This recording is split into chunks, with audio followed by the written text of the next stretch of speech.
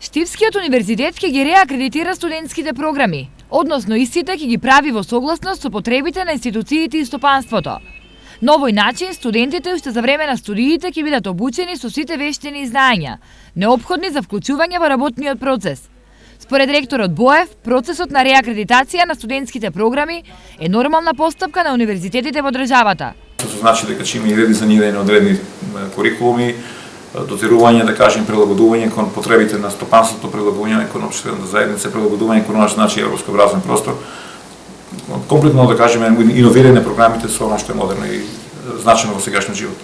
Во 2016 година би требало да се реши и проблемот со изградба на студентски дом во Штип кој го бараат студентите, но е и потребен на универзитетот во делот на сместување на студенти од другите држави, кои доаѓаат преку Еразмус програмата или развена на студенти. Во меѓувреме, Боев најави отворање на прва универзитетска телевизија.